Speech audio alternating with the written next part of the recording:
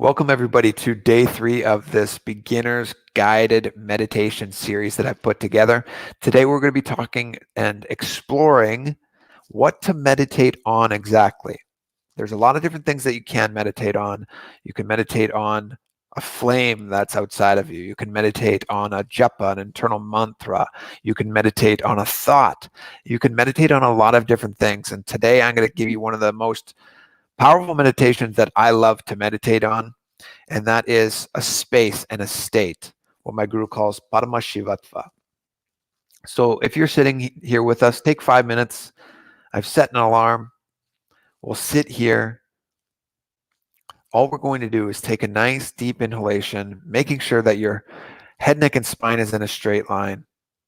You could either be sitting down on the floor in cross-legged position or on a chair. We're going to take a nice deep inhalation and jump right in.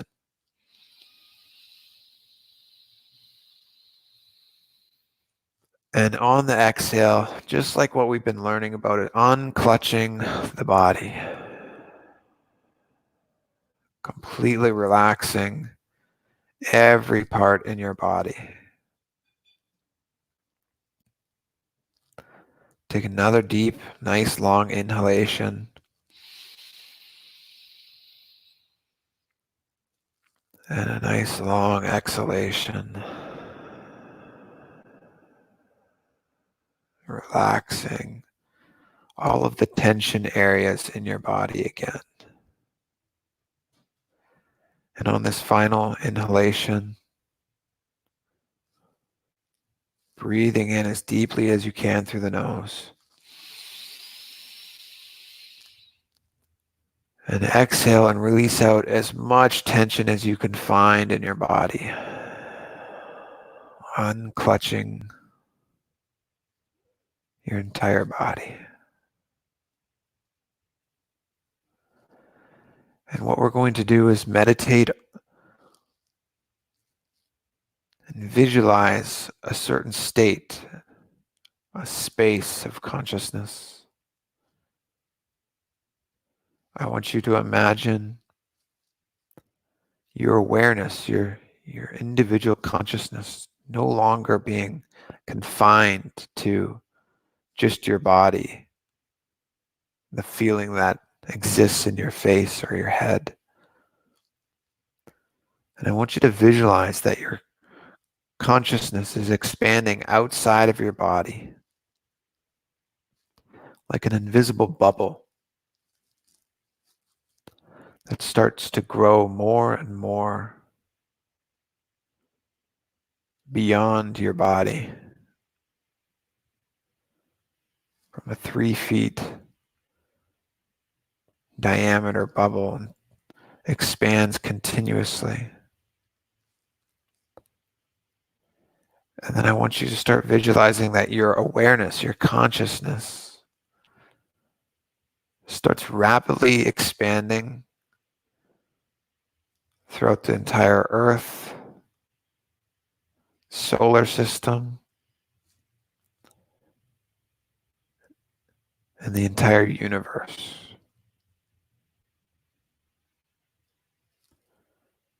And just imagine and play with the visualization of your awareness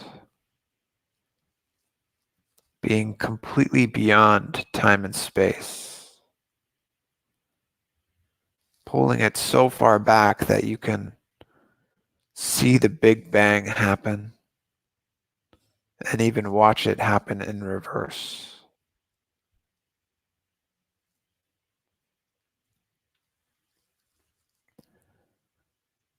This state of awareness, state of consciousness, this eternal state is our true identity, and every Hindu ritual or yoga or meditation practice is ultimately to bring ourselves, merge our Atman, our individual soul, with this identity of the cosmic soul, the Brahman, Mahadev, Shiva, Paramashiva, as my guru calls And this eternal state of consciousness is an extremely blissful state. So for the last few moments of this meditation, I want you to inhale and exhale and bring a smile to your face. Force the smile there if you need to, and hold the smile. And I want you to just imagine you're in the state of eternal bliss. Nithyananda.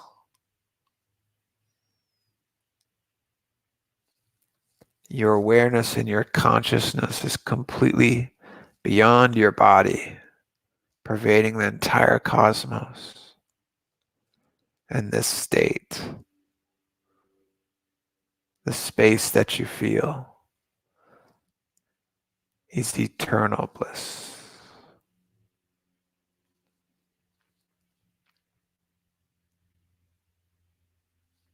Just sit with this experience.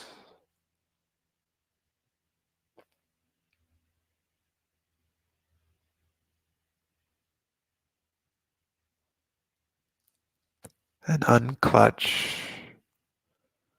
disengage from any thoughts that arise.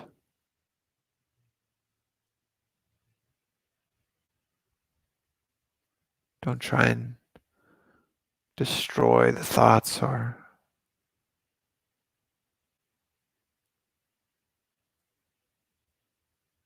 give attention to thoughts.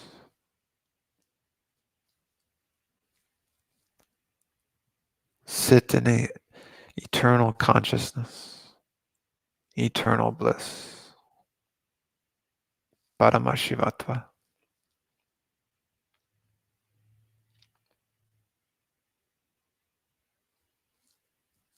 Take a nice long deep inhalation with me, and as you do so, breathe in bliss.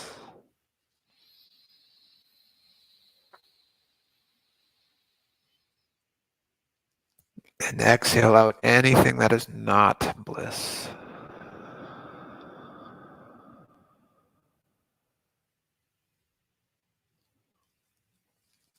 And bring a big smile to your face.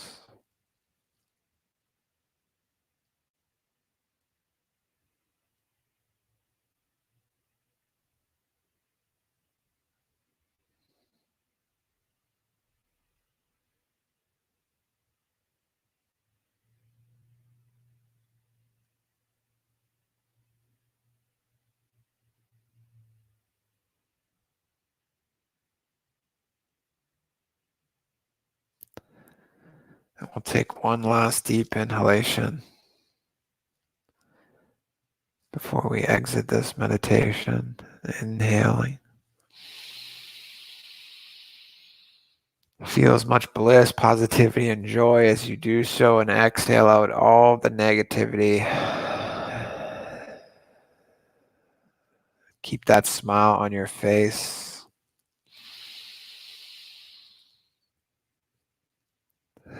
You can start to open up your eyes and come back into your body.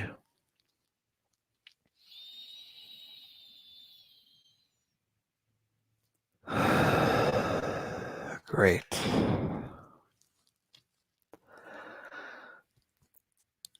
This is, as I said at the beginning, one of my favorite ways to meditate, to focus and just embrace and sit in that state of Paramashivatva, the eternal consciousness, the eternal, blissful, all-powerful being that is your true identity. And like I said in the past sessions, if this is something that you enjoyed and this taste of 5 minutes wasn't enough, you can participate, sit with 10,000 people across the globe, happening 24 hours a day, 7 days a week.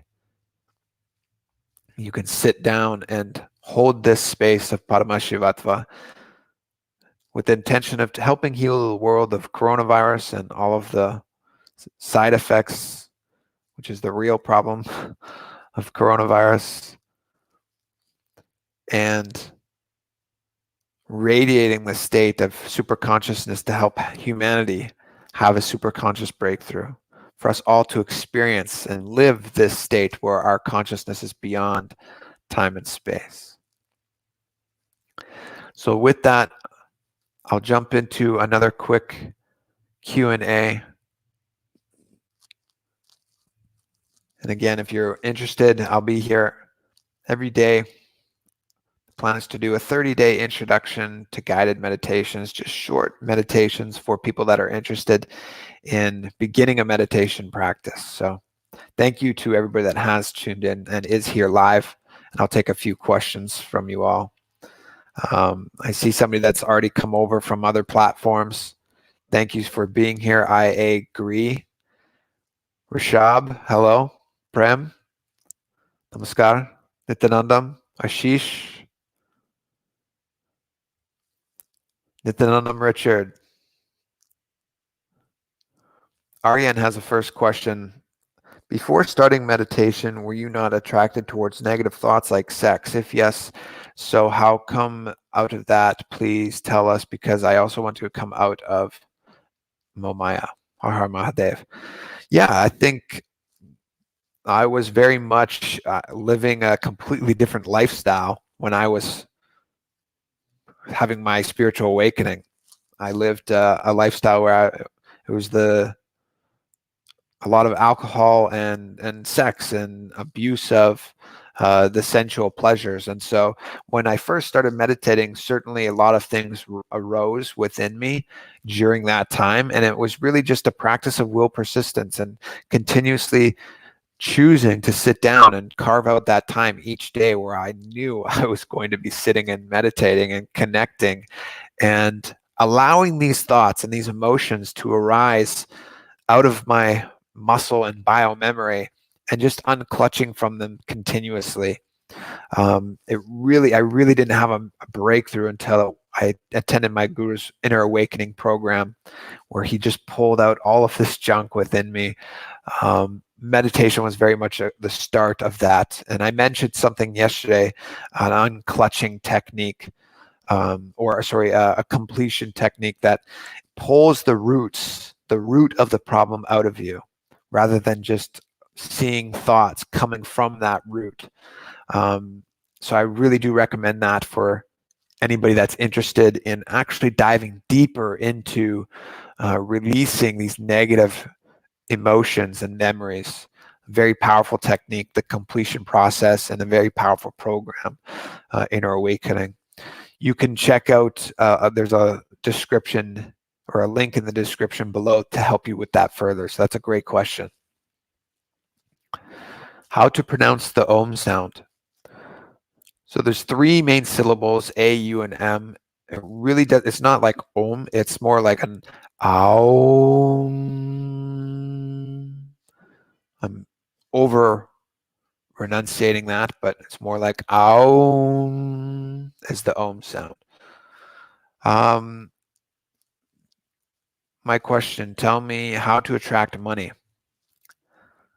What I'll do is I'll put a specific link, because that's a long question that I could answer.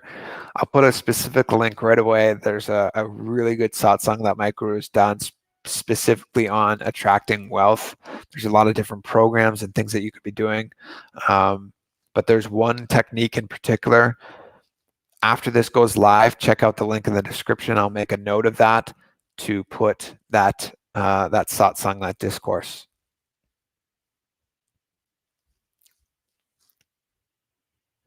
Utpal, Nithyanandam, I cannot manifest any powers, however I try. Any suggestions? How exactly to be in oneness with Swamiji? Yes, so if you're a disciple of my guru, you may have this understanding or already know if you are not a disciple, but he's very much a big proponent for manifesting Shaktis, powers, not Siddhis, which happen from a space of duality, but Shaktis, which happen from the space of oneness. If you struggle with manifesting powers and you are initiated to my guru, I'll speak from my personal experience. It wasn't until I actually put myself in the position to manifest powers. So what I mean by this is I would constantly avoid actually trying to manifest them with people in public or people that didn't know me. And it wasn't until I put myself in that position where I had to do it. I had no other choice but to allow Swamiji to manifest through me. That's when I had my breakthrough, because we tend to connect with people that we might know already, and maybe they're currently in Sangha. If you put yourself in the position to manifest with somebody that you don't know, somebody that isn't even a believer, when you do that, you really have no other choice but to have Swamiji manifest through you. It's like, okay, I give up. Like, it's not going to be me that manifests this. It has to be you. And this deep state of surrender is really what is it's the greatest boon that any individual can have. This surrender of this ego identity and allowing the divine just to express itself through you, because there's no other way. We perceived ourselves as these human beings growing up our whole lives. How can I be doing this? It's not you at all. And this deep space of surrender helps with that. Going to be a shorter session today. I'll take one more question before I head off. Aryan's asking, where do I live? I live currently in Los Angeles. So I'm streaming this from Pacific Standard Time. Brahma Muhurta here is around 5 o'clock right now. It always changes based off of what time the sun rises, right? It's an hour and 36 minutes before sunrise. Hit Harmony is saying, I'm very confused. In some places, people say Shiva is the ultimate. Sometimes I've heard Vishnu is the ultimate. It depends which sect you come from. Shiva is the ultimate. Vishnu is also the ultimate. Brahman is also the ultimate. Hanuman can be the ultimate. The ultimate can vary based off of whatever sect you believe in or whatever sect you're a part of, whatever sampradaya you are initiated into. The sampradaya I'm initiated into by my guru is Shiva. I'm a Shaivite. Padma Shiva is the ultimate for us. So that's another really good question. So I'll end it there. There's no other questions anyway, so it's kind of good timing today. Please do tune in again tomorrow, and I'll continue this guided meditation series. It seems like a lot of people are enjoying, so I do appreciate you tuning in live and you watching these reruns if you're not able to. Thank you so much for tuning in, as always, everybody. And leave me comments. Let me know what type of content you'd like to see more in the future, okay? Take care and be blissful, as always. Nithyananda.